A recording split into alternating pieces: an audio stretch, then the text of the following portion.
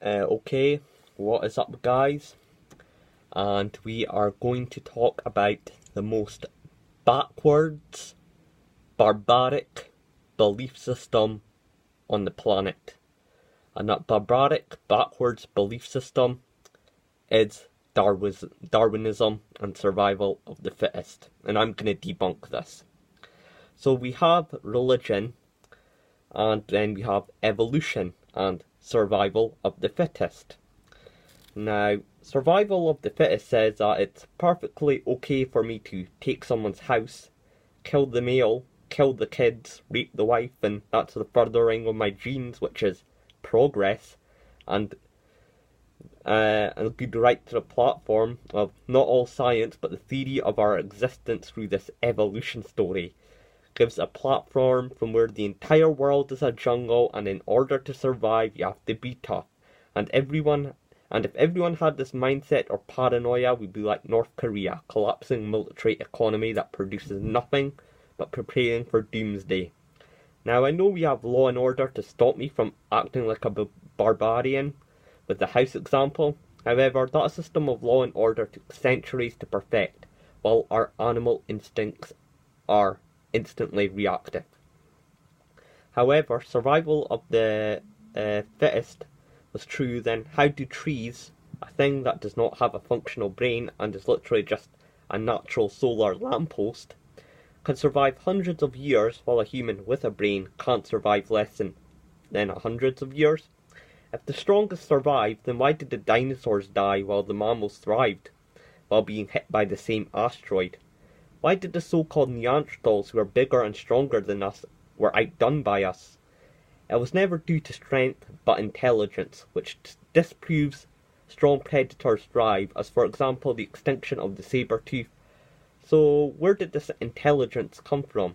And in order to have intelligence, you must have empathy, which also goes against that pride takeover example I was going on about. Why are we the only ones who stand up right to have languages, cultures, the arts, letters, numbers, calendars? Now, I don't believe the full God story, but I don't believe the full evolution one either. I believe we were once animals, but some higher being or even other life forms sped up our intelligence by injecting it in us.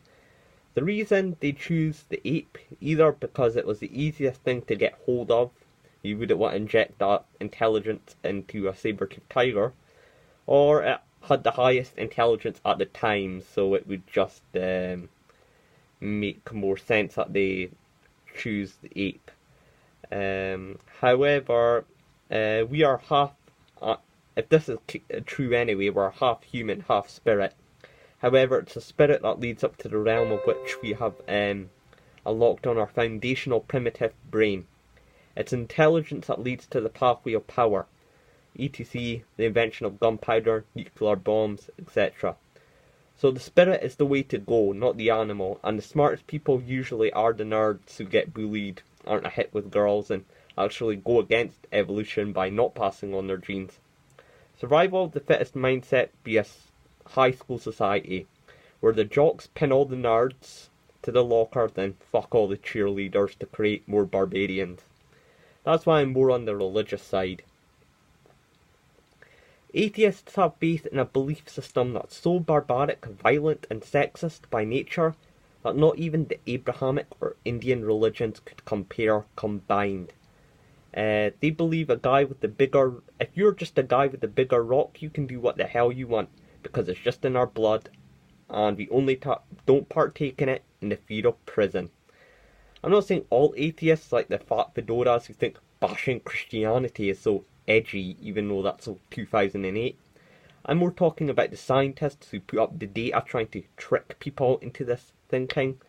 This is how we were made. I don't know about you, but I know I came from the stars. Now, I wonder which gender benefits from males fighting each other and benefits their survival on blood, sweat and tears of men. Because let me tell you something, it ain't the transgenders. If you believe in religion, if you think religion is sexist, but isn't your theory of evolution not sexist? That a woman is willing to sleep with the person that killed her husband and slaughtered her children so she can continue the survival of her genes. Very selfish, isn't it? So she can continue her survival in the gene pool, not sexist. It's in this theory you believe a woman has no loyalty or affinity to anything, not even her own cubs, and because you compare us to the animal kingdom, which operate that way, what does that tell you about women? Of course women aren't willing to sleep with their husband's murderer, and of course she will fight to the death to keep her kids alive. But you sexist atheists tell me, no, we're like apes, we're like animals. Once the pride takeover's complete, she'll be brought back into heat again to breed with the barbarian that killed her family by rewarding him with sex. So, yeah, that is just my thoughts on survival of the fittest. Not the way to go. The way to go is spirituality, not evolution. So let me end this video, and may the spirit be with you, and may the spirit be within us all.